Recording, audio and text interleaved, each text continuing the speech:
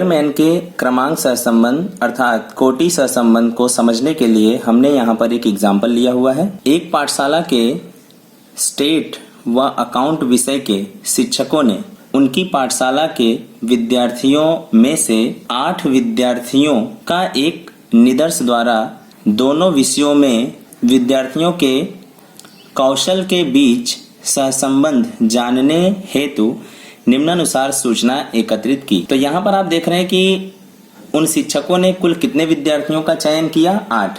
तो यानी number of observations कितने हो जाएंगे? 8।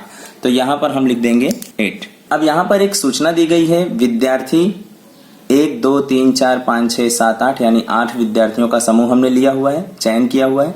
स्टेट को हमने x माना हुआ है, अकाउंट को हमने y माना हुआ है। अब पहला विद्यार्थी जो है स्टेट में 78 मार्क्स ऑब्टेंड करता है और अकाउंट में 84। सेकंड विद्यार्थी 36 मार्क्स ऑब्टेंड करता है स्टेट में और 51 मार्क्स अकाउंट में। थर्ड विद्यार्थी स्टेट में 98 लाता है और अकाउंट में 91। तो आप एक चीज नोटिस कर रहे हैं कि जब विद्यार्थी का स्टेट में मार्क्स बढ़ रहा है तो अकाउंट में भी लगभग बढ़ रहा है। इस सूचना से विद्यार्थियों को प्राप्तांक के आधार पर स्टेट व अकाउंट के प्राप्तांकों के बीच यानी दोनों सब्जेक्ट्स के बीच क्रमांक सहसंबंधांक का मान ज्ञात कर अर्थघटन कीजिए। तो आपको एक चीज यहाँ समझ में आया होगा कि यहाँ हमें विधि तो लगानी है, लेकिन कौन सी? क्रमांक सहसंबंधांक यानी स्पीयरमैन के कोटि सहसंबंध की विधि का यहाँ पर क्या करना है? प्रयोग करना है। क्रमांक सहसंबंध को कोटि सहसंबंध भी कहा जाता है। अब हमने क्या किया, विद्यार्थी जो 1 से लेकर 8 तक दिए हुए थे उन सभी को यहाँ पर हमने लिख लिया, 1 से लेकर 8 तक। स्टेट सब्जेक्ट में जो उन्होंने मार्क्स प्राप्त किए हुए हैं उसको भी हमने इस कॉलम में लिख लिया है। अकाउंट में जो उन्होंने मार्क्स ऑब्टेन किए उसको भी हमने लिख लिया है। अब बात कर लेते हैं कि यहाँ पर कोई भी अंक क्या दोबारा रिपीट हुआ है, क्योंकि जब भी दोबारा रिपीट होता है कोई भी अंक तो हमारा जो आर का फॉर्मूला है वो तुरंत क्या हो जाता है? बदल जाता है। उसके अंदर CF वाला सूत्र अप्लाई किया जाता है। लेकिन अब बात कर लेते हैं कि यहाँ पर कोई अंक दोबारा आया हुआ है क्या या रिपीट हुआ है क्या? 78, 36, 98, 25, 75, 82, 90 और 62 कोई भी नंबर दोबारा रिपीट नहीं हुआ है। उसी प्रकार अकाउंट सब्जेक्ट में भी देख लेते हैं, 84, 51, 91, 60, 68, 62, 86, 55 इसमें भी रिपीट नहीं हुआ है। अब आपको लगेगा कि सर 62 रिपीट हुआ है, लेकिन आपको ध्यान देना है कि एक ही कॉलम में रिपीट होना चाहिए। ऐसा नहीं कि स्टेट में और अकाउंट में अगर 62 आ गया तो वो रिपीट कहा जाएगा, नहीं। एक ही कॉलम में अगर रिपीट हुआ होता तब CF वाला फॉर्मूला अप्लाई करते हैं। तो यानी एक चीज तो पता चल गया कि यहाँ पर हमें कौन सा सूत्र अप्लाई करना है। तो सूत्र हमें पता चल गया है तो उसको लिख लेते हैं, 1 - 6 सिग्मा d² अपॉन में n² - 1। ये क्या है? हमारा फॉर्मूला है। अब यहाँ पर आप एक चीज नोटिस कर रहे हैं कि 6 के साथ में सिग्मा d का स्क्वायर है, तो यानी d पहले निकाल करके उसका वर्ग करके उसको योग करना पड़ेगा। अब d कैसे निकलेगा वो मैंने यहाँ पर अच्छी तरीके से कॉलम में रख लिया है। अब मैं आपको बताता हूँ कि कैसे निकाला जाएगा। तो d निकालने से पहले हमें Rx और Ry की जरूरत पड़ती है, यानी x के रैंक यानी x का क्रम और y के क्रम की जरूरत पड़ती है। ठीक है, तो x का क्रम और y का क्रम कैसे ज्ञात करना है?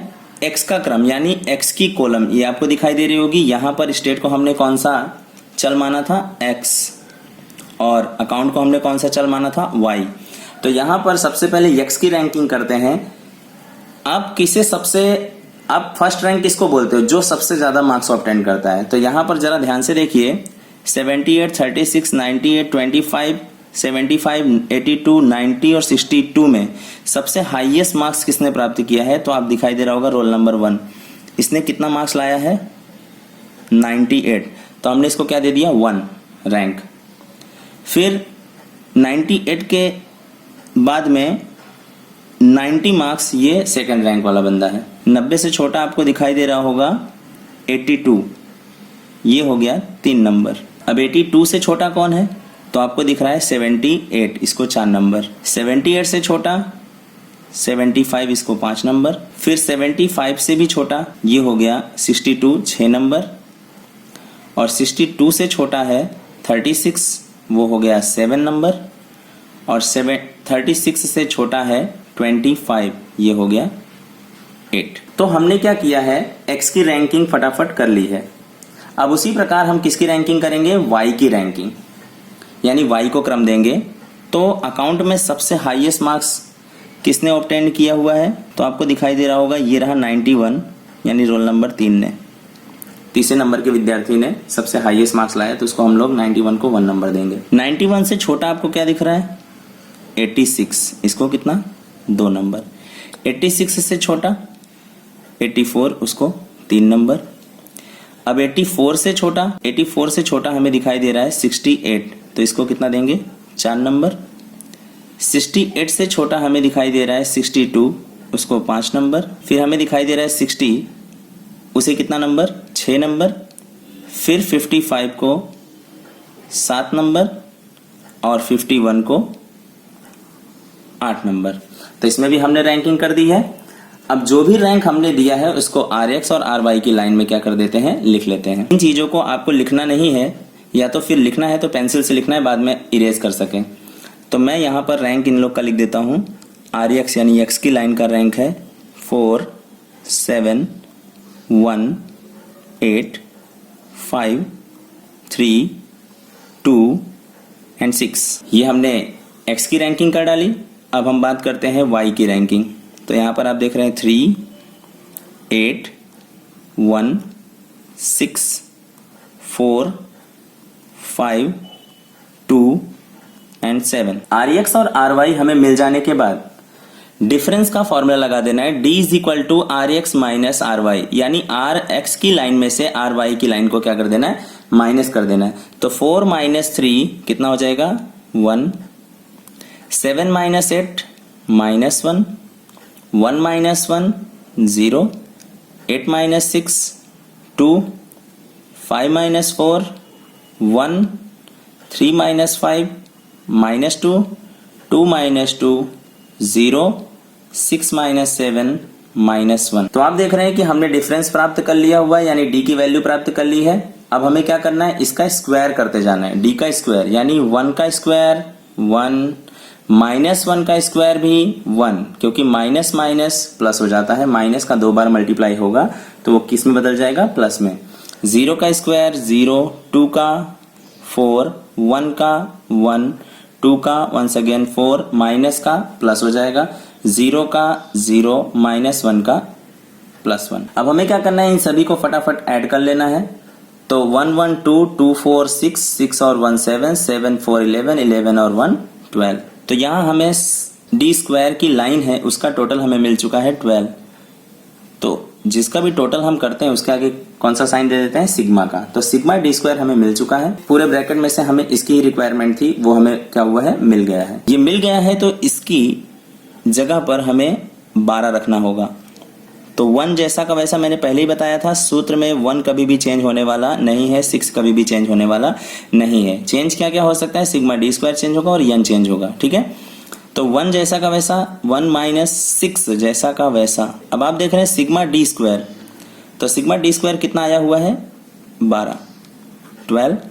n कितना था, 8 विद्यार्थियों का हमने चयन किया था, 8, 8 स्क्वायर माइनस 1, 1 जैसा का वैसा। 12 मल्टीप्लाई बाय 6, तो 12 मल्टीप्लाई बाय 6 कितना होता है 72। 8, 8 स्क्वायर माइनस 1, तो 8 स्क्वायर कितना हो जाता है 64। 64 माइनस 1 कितना हो जाएगा, 64 माइनस 1 कितना हो जाएगा 63। सबसे पहले 8 का क्या कर देंगे square, 8 multiply is equal to, यानी स्क्वायर हो गया। फिर ब्रैकेट को सबसे पहले सॉल्व करना है, तो माइनस क्या करेंगे 1, कितना हो गया 63।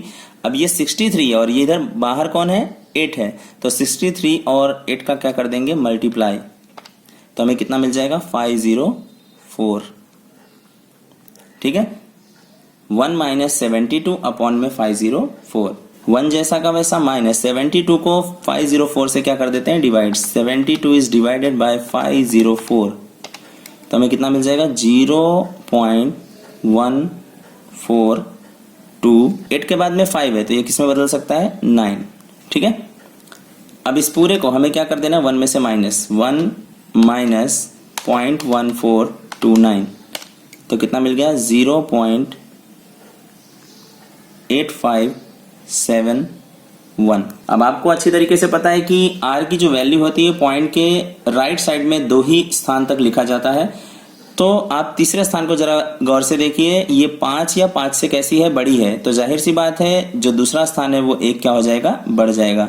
तो 0.85 था तो क्या हो जाएगा 86। यहाँ पर आप इक्विवेलेंट का साइन दे सकते हैं। तो आप एक चीज नोटिस कर रहे हैं कि जो वैल्यू आई हुई है वो तो है प्लस में, और दूसरी चीज क्या कि 1 के काफी हद तक नजदीक है। तो आप अर्थघटन में बोल सकते हैं कि विद्यार्थियों द्वारा जो भी स्टेट और अकाउंट में मार्क्स प्राप्त हैं, स्टेट और अकाउंट में दोनों में ही लगभग एक जैसे मार्क्स प्राप्त होते हैं, ऐसा कहा जा सकता है। दोनों के बीच में कैसा संबंध है, गाढ़ धन सह संबंध है। अगर स्टेट में अच्छे मार्क्स आते हैं तो अकाउंट में भी अच्छे मार्क्स आएंगे, और अगर स्टेट में कम मार्क्स आते हैं तो अकाउंट में भी लगभग कम मार्क्स ही आएंगे। लेकिन ये हमेशा के लिए मानी हुई बात नहीं है।